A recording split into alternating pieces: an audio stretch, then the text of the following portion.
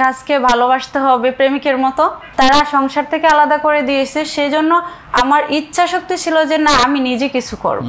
আপনার গল্পটা একটু যদি বলেন আমাদেরকে, যে কিভাবে শুরু হলো, সেইখানে নিজের বলার মতো একটা গল্প ফাউন্ডেশন আপনাকে কতটা হেল্প করেছে এগিয়ে যেতে, ঘুরে দাঁড়াতে বা ব্যবসাকে আরও বাড়াতে? আসসালামু আলাইকুম স্যার, অসংখ্য ধন্যবাদ আমাকে কথা বলার সুযোগ করে দেওয়ার জন্য। সর্বপ্রথম আল্লাহ তাআলার শুকরিয়া আদায় করছি। আলহামদুলিল্লাহ, আল্লাহ তাআলা আমাকে সুস্থ রেখেছেন, ভালো রেখেছেন, আজকে এই অবস্থানে আসার সুযোগ দিয়েছেন। আলহামদুলিল্লাহ, কৃতজ্ঞতা প্রকাশ করছি আমার মা বাবার প্রতি। ওনাদের ভালোবাসা এবং আত্মত্যাগের বিনিময়ে আজকে আমার এই পর্যন্ত আসা। ধন্যবাদ জানাচ্ছি স্যার আপনাকে। আপনার দিক নির্দেশনা, অনেক কিছু শেখার মাধ্যমেই হয়তো বা আজকে আমি আপনার সামনে বসে আছি। তো আমি অতি ছোট্ট একটা মানুষ ছিলাম। আমার গল্পটা জানি না কতটুকু ইন্সপায়ার করবে সবাইকে, তবে একটা কথা আপনার থেকে শিখেছি, লেগে থাকা। তো সেই লেগে থাকা থেকেই আজকে এই পর্যন্ত আসা। আমার ইচ্ছা ছিল পড়াশোনা করে চাকরি করা, মানে আমি যখন পড়ালেখা করতাম আর কি, তখন খুব ইচ্ছা ছিল যে আমি চাকরি করব। সবাইকে দেখতাম যে চাকরি করে সবাই। তো সেই চাকরি করার আমার হয়ে ওঠে নাই, তবে হয়েছিল একটু। যখন আমি 10ম শ্রেণীতে পড়ি তখন আমার মা বাবা বিয়ে দিয়ে দেয়। তো বিয়ে দেওয়ার পর আমার সাংসারিক জীবন শুরু হয়। যখন ছোট থেকেই বিয়ে হয়ে যায় ছোটোবেলায়, তো আস্তে আস্তে আমার 1 বছর সংসার জীবন চলার পর আমার পারিবারিকভাবে পরিবারের সদস্যরা আলাদা করে দেয় এককভাবে। তো যখন আমার বিয়ে হয় তখন আমার হাজব্যান্ড মনোহারি দোকান করতো, তার একটা ব্যবসা ছিল, সেটা দেখেই আমার মা বাবা বিয়ে দেয়। তো যখন আমাকে আলাদা করে দেওয়া হয় তখন সে মনোহারি দোকানটাও আমার ফ্যামিলির লোকজন নিয়ে নেয়। তো এখন কি করার, আমরা দুইজন, আমার হাজব্যান্ড এবং আমি। তো যেহেতু আমার পড়াশোনা কম কিন্তু মেধা ছিল খুব বেশি, তো চিন্তা করতাম যেহেতু ওনার আগে থেকে কোনো চাকরি করতো না, উনি ব্যবসা করতো, তো সেই ব্যবসাটা একটা ব্যবসা থেকে যখন কেউ সরে যায় তখন তার একটা অন্যরকম হয়ে যায়। তখন আমরা দুইজন ব্যক্তি কি করে আমাদের সংসারকে এগিয়ে নিয়ে যাব। সেই থেকে আমার মেধা থাকার কারণে একজন জব অফার করে, সেটা মেঘনা লাইফ ইন্স্যুরেন্স কোম্পানি। সেখানে যাই, আমি কিছুদিন জব করি। তো জব করার পর এটা বুঝতে পারলাম যে চাকরি করাটা নিজের স্বাধীনতা নয়। সেখানে চাকরি করতে গিয়ে আমি বুঝতে পারি যে মানুষের কাছে যেতে হয়, যেহেতু বিমার চাকরি সেহেতু মানুষের সাথে কথা বলতে হয়। তো সেক্ষেত্রে আমি চিন্তা করলাম যে ঘরে বসে থেকে কি করা যায়। এদিকে আমার হাজব্যান্ডও ছোটোখাটো কাজ করতে থাকে, পাশাপাশি জব খুঁজে। তো সেক্ষেত্রে আমি শুনতে পারি যে আমাদের এলাকায় হাই স্কুলে একটা সেলাই প্রশিক্ষণ আসছে। তো তখন আমি কি করব, তো এমন পরিস্থিতি ছিল যে 1 থেকে 1.5 কিলো রাস্তা আসা যাওয়া 20 টাকা খরচ হতো। তেমন পরিস্থিতিতে আমি যে গাড়ি ভাড়া দিয়ে প্রতিদিন যাওয়া আসা করব এটাও আমার ছিল না স্যার, মানে 20 টাকা খরচ করার অবস্থান ছিল না। তো আমার প্রচুর ইচ্ছা শক্তি ছিল যে না, আমি ঘরে বসে থেকেই কিছু একটা করব, যে নিজের পরিচিতি করব। তখন আমি আমার দেবর এবং ভাগ্নে, তারা সাইকেল দিয়ে স্কুলে যেত, তাদের সাথে করে আমি সাইকেলে করে ওই হাই স্কুলে পৌঁছাতাম। তো আসার পথে আমি হেঁটে হেঁটে আসতাম। মানে এই পরিশ্রমটা করে আমি সেলাই প্রশিক্ষণটা দিয়ে শেষ করি। তো যখন শেষ করি, তো এই প্রতিকূলতা, আমার বাবা মার কিন্তু সম্পদ ছিল, আমি চাইলে কিন্তু তাদের কাছ থেকে আনতে পারতাম, এবং আমার শ্বশুরবাড়িতেও কিন্তু সম্পদ ছিল। যেহেতু তারা সংসার থেকে আলাদা করে দিয়েছে, সেই জন্য আমার ইচ্ছা শক্তি ছিল যে না, আমি নিজে কিছু করব। এবং আমি আমার হাজব্যান্ডকেও বলি যে যেহেতু তাদের পরিবারে আমরা বোঝা হয়ে গেছি, তাদের থেকে আমরা কিছু নিতে চাই না। তো এইটার জন্যই কিন্তু আজকে এই পর্যন্ত আসা, মানে ব্যর্থতা থেকে যে সফল হওয়া যায়, এটা স্যার আপনার থেকেও শিখছি এবং নিজের অভিজ্ঞতা থেকেও।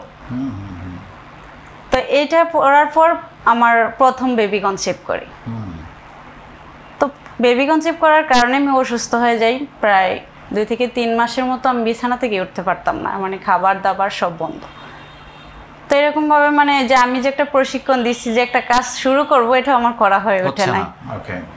তো এভাবে আর এদিক দিয়েও যেহেতু সংসারে টানাপোড়েন, তো আস্তে আস্তে আমার মেয়েটাও বড় হয় এবং শুরুটা করি বাচ্চাটা একটু যখন বড় বাচ্চাটা যখন একটু বসতে শিখে, তখন থেকে আমি নিজে যেটা আমি ট্রেনিং দিয়েছিলাম সেটা ধরে রাখার জন্য একটা পুরাতন সেলাই মেশিন কিনি। কেনার পর থেকেই নিজেরটা বানাতাম এবং পাশাপাশি চেষ্টা করতাম যে মানুষেরগুলো বানাতে। যদি আমি কারো কাছে একটা পোশাক বানিয়ে দিয়ে কিছু টাকা পাই, তাহলে আমার সংসারে সেটা কাজে লাগবে। তো যে কাজটা সেই কাজ আস্তে আস্তে করতে থাকি। তো করতে করতে আমার দ্বিতীয় বাচ্চাটা আবার কনসেপ্ট করি। তো কনসেপ্ট করার কারণে তখনও আবার সেই অসুস্থতা, আমি আর কাজ বন্ধ করে দেওয়া লাগলো, আমি এগিয়ে যেতে পারতেছিলাম না। তো আমার লেগে থাকাটা, আমার প্রচুর ইচ্ছাটা আমি ধরে রেখেছি যে না, আমি কোনো না কোনো সময় এটা দিয়েই করব। তো আমার ছোটো বাচ্চাটা একটু বড় হওয়ার পরেই আমি আমার হাজব্যান্ডকে বললাম, সে একটা জব পেয়েছিল, সেটা করতেছে। পাশাপাশি আমি বলছি যে আমি যেহেতু এটার প্রতি আমার খুব একটা টান, স্যার বলতেন না আপনি যে কাজকে ভালোবাসতে হবে প্রেমিকের মতো, তো এই ভালোবাসার টানটা থেকে আমি আবারও ওনাকে বলি যে আমাকে কিছু কাপড় এনে দাও, আমার আশেপাশে যদি আমি কিছু আপুদের ভাবিদের ড্রেস বানিয়ে কিছু ইনকাম করতে পারি। তো আপুদের জন্য 3000 টাকা দিয়ে আমি শুরু করি। তো উনি আমাকে কাপড়, কিছু গস কাপড় কিনে দেয়, সেখান থেকে আমার বিজনেসটা শুরু হয়।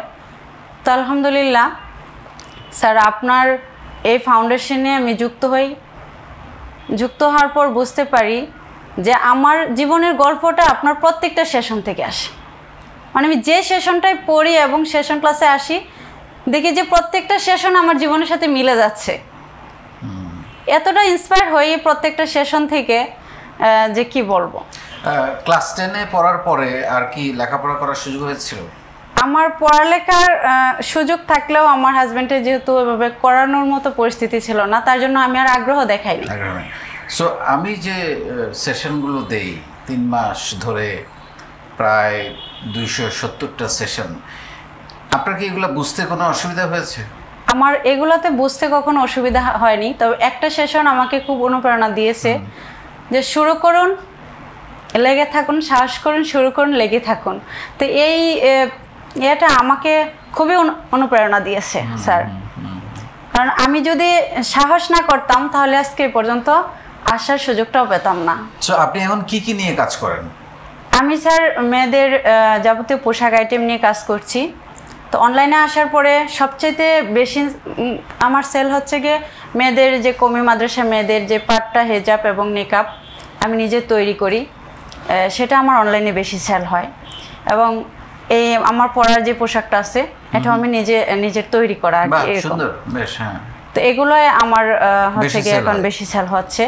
তো পাশাপাশি কিন্তু অন্য আইটেমগুলো মেয়েদের যে মনে করেন স্যার, আপনি বলতেন না যে যেটা তোমার অভিজ্ঞতা আছে সেটা দিয়ে শুরু করো।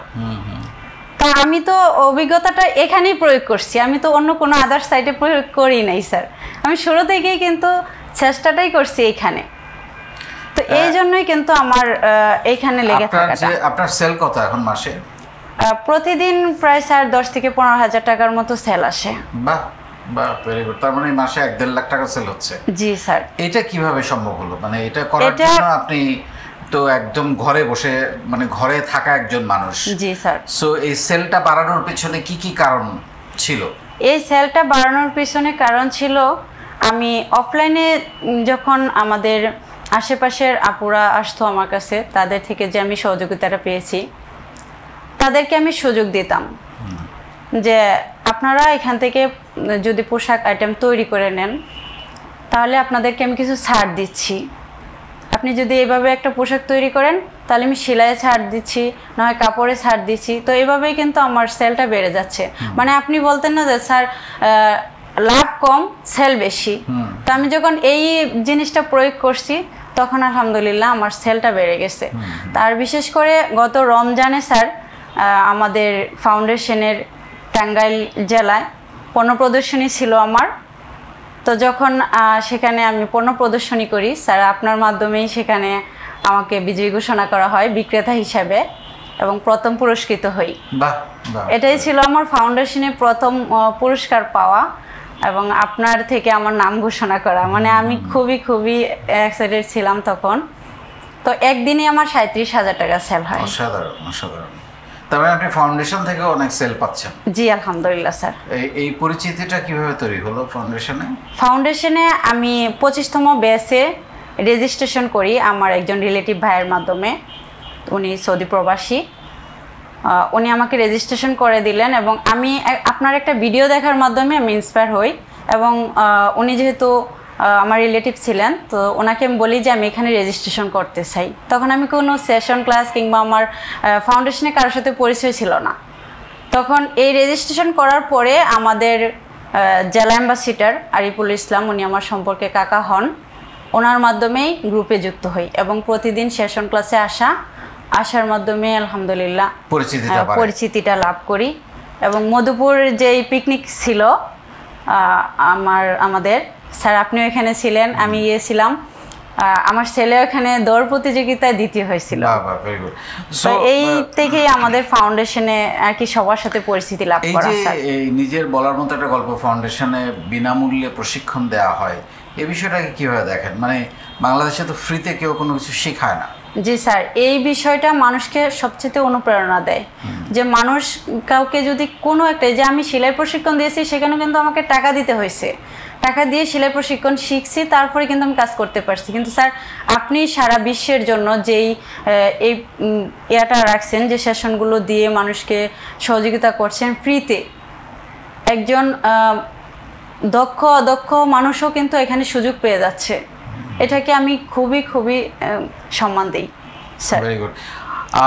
আপনি যখন শুরু করেন মানে ব্যবসা বা এই জায়গায় আসছেন, একজন মেয়ে হিসাবে কি ধরনের প্রতিবন্ধকতা ফেস করেছেন? স্যার একটা মেয়ে হিসাবে যখন আমি বিজনেসটা শুরু করি তখন অনেক প্রতিকূলতা এসেছে এবং এখনও পর্যন্ত আসে। আমি যখন অনলাইনে আসার পর যখন আমার অর্ডার আসতো, আমার আশেপাশে যে অর্ডারগুলো আসতো আমি নিজে গিয়ে সেগুলো দিয়ে আসতাম। যখন আমি সেগুলো দিতে যেতাম তখন আমাকে শুনতে হতো যে আমার হাজব্যান্ডের নাম নিয়ে বলতো যে ওর ওয়াইফ ওই কি এখন আর ইনকাম করে না, ওর বউয়ের টাকায় চলে, যে ও বাড়িতে কাপড় দিতে যায়। এই যে কথাগুলা আমাকে আরো কাজের প্রতি আগ্রহ তৈরি করে দেয়। মানে আমি যদি এই নেগেটিভ কথাগুলো না শুনতাম তাহলে হয়তো আমার ভিতরে আরো উৎসাহ যুক্ত না। মানে আমি কথার জবাবটা কাজে দিতে চাই। ভেরি গুড, এটাই তো আমি সবসময় বলি, শেখাই।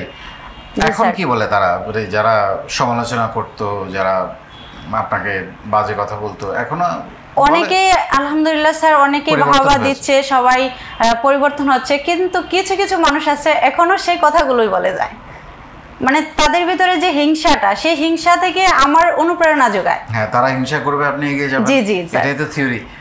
আপনার কি কোনো মানে আপনি বলছিলেন অনেক কষ্টের কথা, যে আপনার আর্থিক অবস্থা এবং অন্যান্য বলছিলেন হাতে 20 টাকা ছিল না যে আপনি যাবেন প্রশিক্ষণ নিতে, হেঁটে চলাফেরা করেছেন।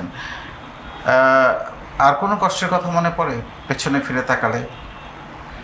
জি স্যার, মানে আমার সবার সামর্থ্য থাকা অনুযায়ী থাকার পরেও আমার হাজব্যান্ডকে দিয়ে আমাকে যখন আলাদা করে দেয় তখন এমনও দিন গেছে স্যার যে 3 বেলার মধ্যে একবেলা খেয়ে দিন পার করছি, কিন্তু তবুও কারো কাছে চাইতে যাই নাই আত্মসম্মান এবং নিজের জেদকে বজায় রাখার জন্য, যে না আমিও পারবো। দিন তো পরিবর্তন হয়েছে, এখন আপনি ইনকাম করছেন, আপনার হাজব্যান্ড ইনকাম করছে, আলহামদুলিল্লাহ লাখ টাকা সেল করছেন মাসে। এখন তো অবস্থার অনেক পরিবর্তন হয়েছে, তাই না? আপনার জামাই নিশ্চয়ই খুশি? জি জি স্যার, আলহামদুলিল্লাহ। আপনার স্বপ্ন নিয়ে একটু যদি বলেন। আলহামদুলিল্লাহ আপনি হাঁটি হাঁটি পাপা করে ঘরে বসে মাশাআল্লাহ এই জায়গায় এসেছেন। কোথায় দেখতে চান আগামী 5-10 বছর পরে নিজেকে?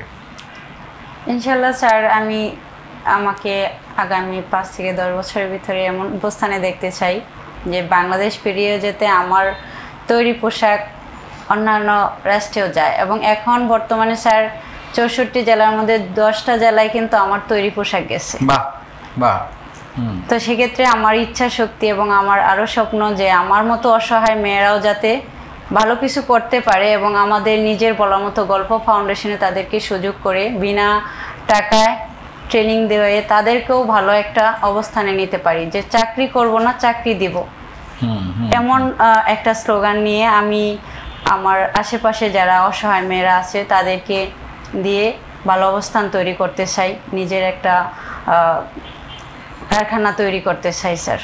অনেক দোয়া থাকলে আপনার জন্য।